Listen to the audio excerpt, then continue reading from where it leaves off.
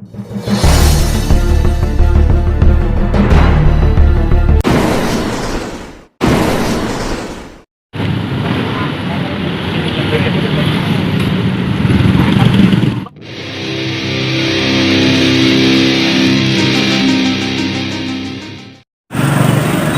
guys, we are here to discuss to you the traffic road sign and safety. By the way, I am Mary Rilin Rosero and these are my groupmates. And then si James Almorin. And Jafar Tumalu. And Makita May.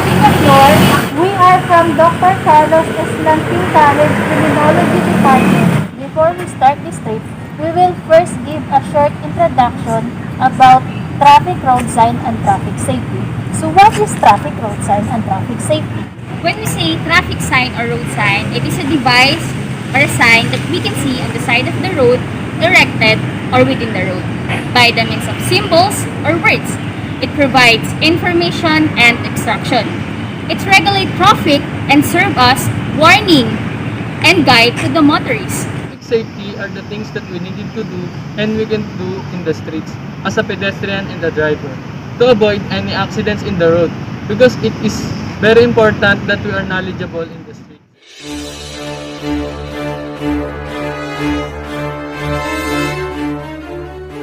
Make sure to check your car before driving. Remember the blow budgets.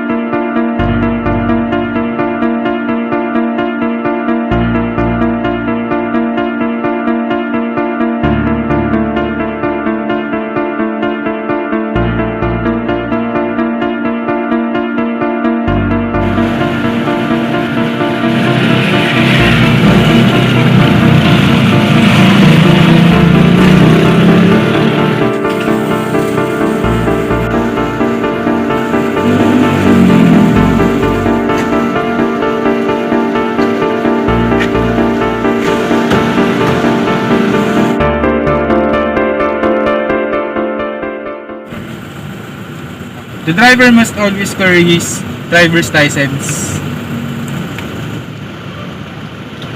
and also the documents of his car, like this.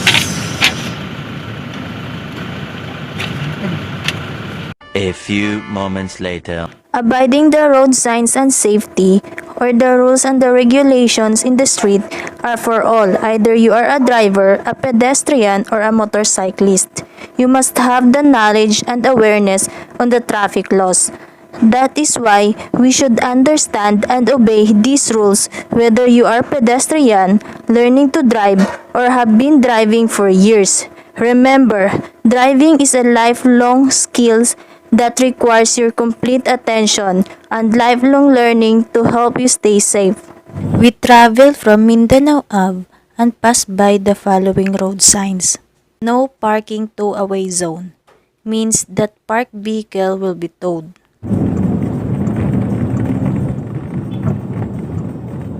U-turn slot 100 meters ahead means that there is a U-turn slot 100 meters ahead.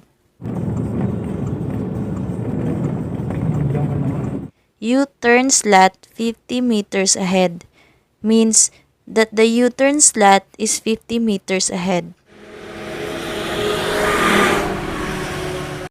On the right side, it's lane line or broken white line means passing to the left or right is allowed, provided that the way is clear, while on the left side is the edge line. It is used to delineate the edge of the traveled way, to distinguish it from the shoulder area. On the left side, it is a pavement marking, which is broken white line on solid yellow line, which means passing is permitted on the side of broken line but not on the side of solid line. And on the right side is a chevron sign. The left side, it is an object within the roadway. It is a physical obstruction, may be marked by not less than 5 alternative black and yellow stripes, and on the right side is a street names, an alternative route. In the left side, that road signs means pedestrian crossing ahead, and the striped white line is pedestrian lane. It is a place designated for pedestrian to cross a road, street or avenue, and the solid single line before the pedestrian lane is called stop lines, where vehicles are required to stop in compliance with the stop sign, traffic signals, or any other requirement. This is a width markers, means the narrowing vehicle width clearance, and also used to emphasize a change of direction and the presence and width of an obstruction. U-turn slot means that the driver is allowed to perform a turn reverse to the direction of his travel. Advanced direction signs. These signs indicate the only directions in which the motorist is obliged to follow. Street name signs. It informs the road users the names of roads and streets they are passing or entering. Hazard marker is a sign used on a wide column of an overpass structure, median island. Going to Carino Highway, we also notice the following road signs. Chevron markings are often only used to guide traffic into the right turning lanes, separated by an island. No parking both sides. This sign means parking on the both side of the street is prohibited. These signs means no trucks are allowed in the preceding direction stated on the sign.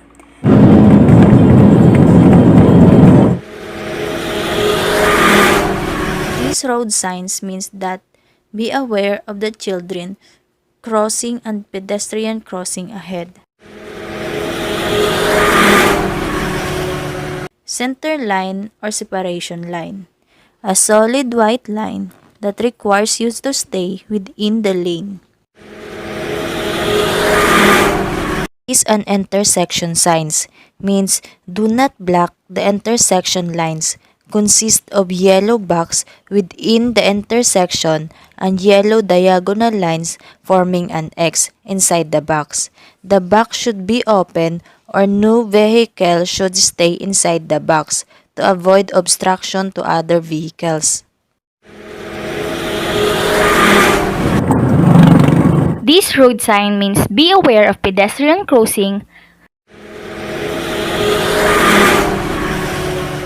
PUJ stop zone means parking is not allowed to jeepney while the bottom is a road on work signs.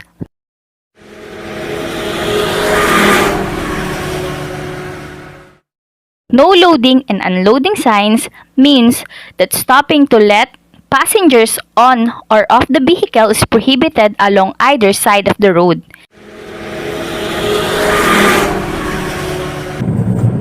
Traffic lights signal directing vehicular traffic by means of colored lights, typically red to stop, green for go, and yellow for proceed with caution. As we reached Tandang Sora Ave, we saw these road signs. These signs means no entry for vehicles with gross vehicle mass more than 15 tons. Street names, it informs the road users the name of the roads and the streets they are passing or entering. Advanced direction signs. These signs indicate the only direction in which the motorist is obliged to follow. This means be aware of the pedestrian crossing the street. This road sign means parking is prohibited.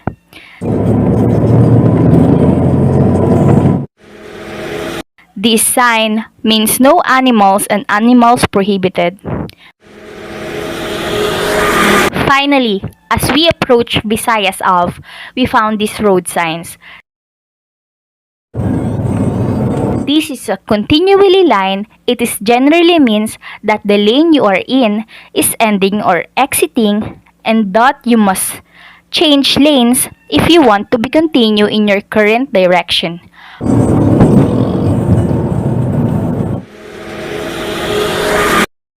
A marking for bicycle only.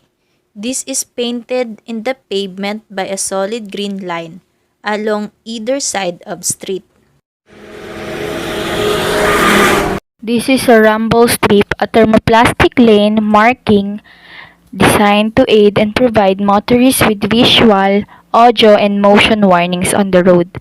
Rumble strips are highly visible horizontal lines on the road that produce a humming sound and ample bumpy ride to the motorist when run over.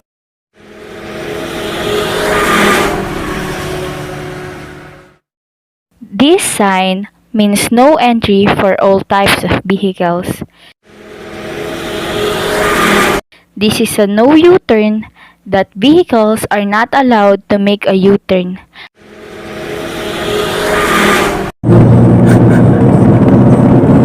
Loading and unloading. This indicates a designated area where vehicles are allowed to pick up or let off passengers on either side of the road.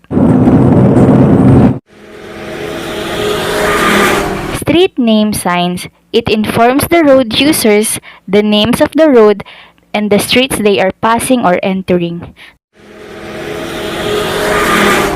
This pavement arrow means straight ahead and are also used for lane control and yellow in color.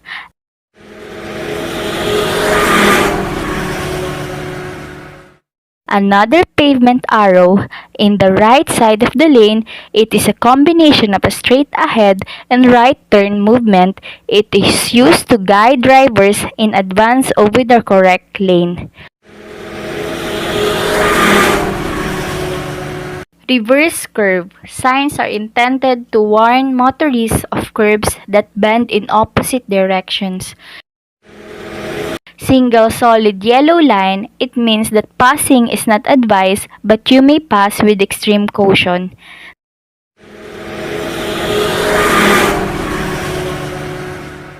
The sign at the left is a direction signs and on the right, it's no entry for trucks, hazard markers. These are used to emphasize to the approaching driver a marked change in direction of trouble and the presence of obstruction and road on work signs. These signs means you should give way to exiting vehicles. End of two-way road ahead. This means the way of two road will be ended. This sign means that the truck is prohibited to enter.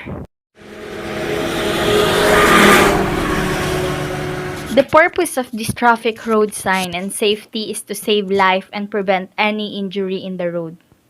That is why we should abide the laws and regulations in the road. When using the road, we should take personal responsibility to it and become a better and safer. Because we play a vital role in preventing the crash by knowing the rules of the road and practicing good driving skills, we will become a responsible driver and pedestrian. 2 hours later.